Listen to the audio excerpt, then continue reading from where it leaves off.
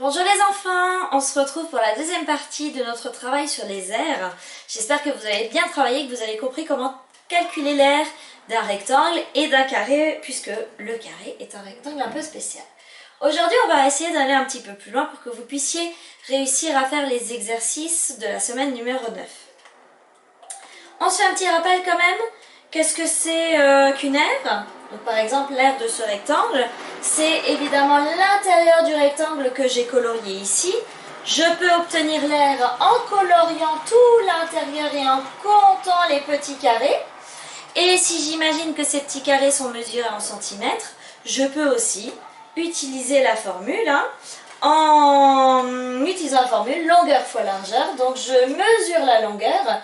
Ici, imaginons que les centimètres, ce sont les petits carreaux. 1, 2, 3, 4, 5, 6.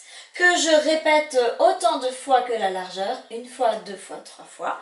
6 fois 3 égale 18.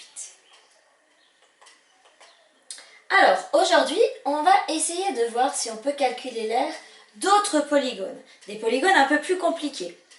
Regardons par exemple ces deux polygones qu'on avait déjà eu dans notre première partie de leçon.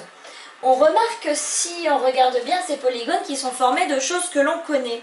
Imaginons si on avait des ciseaux et qu'on venait couper ici dans cette partie-là du polygone A et qu'on détachait ces deux morceaux comme si c'était des puzzles. Quelles sont les deux formes que l'on obtiendrait? On obtiendrait d'abord un grand rectangle avec en longueur 1, 2, 3, 4, 5 carreaux. Et en largeur 1, 2, 3 carreaux, ce premier rectangle, on est capable de calculer son aire. Longueur fois largeur. On obtiendrait un deuxième petit rectangle qui est ici, qu'on pourrait décrocher. Et lui, c'est pareil, on peut trouver son aire en faisant longueur fois largeur. Sa longueur, ce serait 2, sa largeur, ce serait 1. Qu'est-ce qu'il nous suffirait de faire ensuite? On remet tout ensemble, on recolle tout ensemble. Une fois qu'on connaît cette grande surface et cette petite surface, on les recolle ensemble en faisant une addition. C'est ce que j'ai fait. Calcul de l'aire du premier rectangle, j'ai commencé par le grand, celui que j'ai fabriqué ici parce que c'est celui qu'on voit le mieux. 1, 2, 3, 4, 5 carreaux fois 3 en largeur, ça me fait 15 carreaux. Je prends le petit, je fais la même chose, je compte sa longueur 2 fois sa largeur 1, ça me fait 2 carreaux. Et je mets tout ça ensemble, je recolle les deux rectangles ensemble.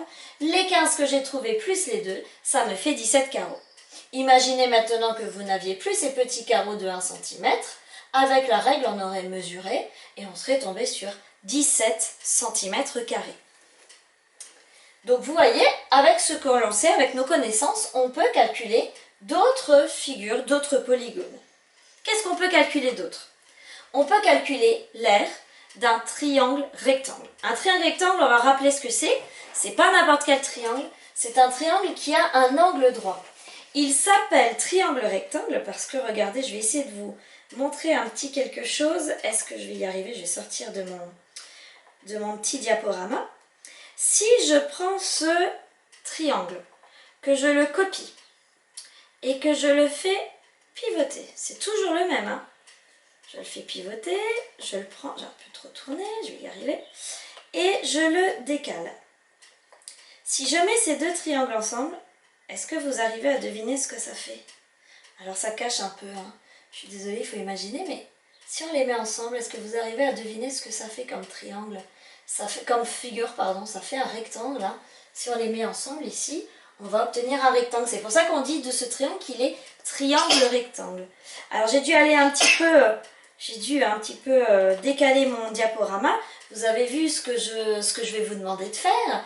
Puisqu'on peut imaginer que ça va donner un rectangle, eh bien on sait calculer l'aire d'un rectangle. Donc on va l'imaginer, ce rectangle imaginaire là, et on va calculer son aire.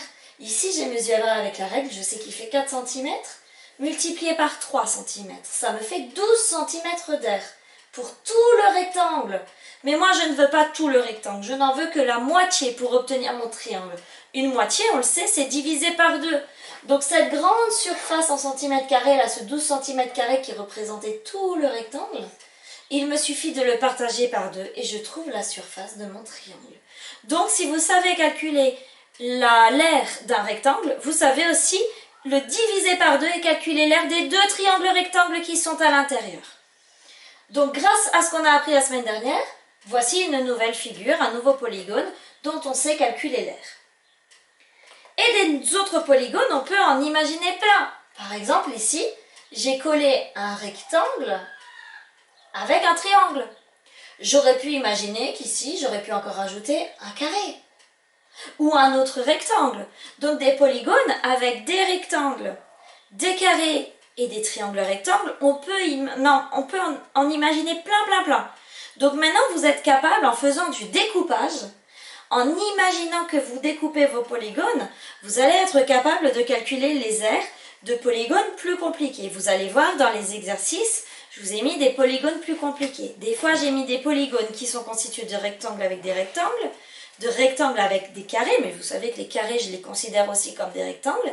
Et je vous ai aussi mis un exercice avec un triangle rectangle. À la maison, quand vous aurez fait ces exercices, si vous voulez vous en inventer d'autres, n'hésitez pas. Dessinez-vous des carrés, dessinez-vous des rectangles collés ensemble, des triangles rectangles ensuite. Vous mesurez avec votre équerre et vous essayez de calculer. N'hésitez pas à me les envoyer, je vous les corrigerai.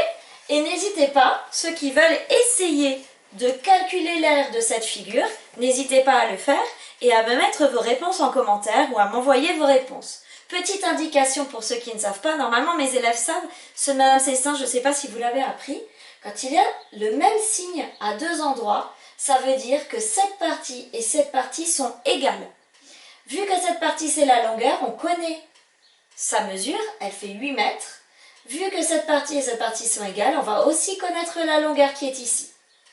La largeur, elle n'est pas indiquée, mais si on est malin, on va peut-être la retrouver ailleurs. Donc vous avez bien la longueur et la largeur de votre triangle pour faire le calcul. Donc je vous lance le défi. On va voir qui est capable de calculer l'aire de cette figure. Et n'oubliez pas de me mettre les petits commentaires ou de m'envoyer votre résultat par photo, par scan. Il n'y a pas de souci, je serai contente de voir que vous avez compris. À bientôt!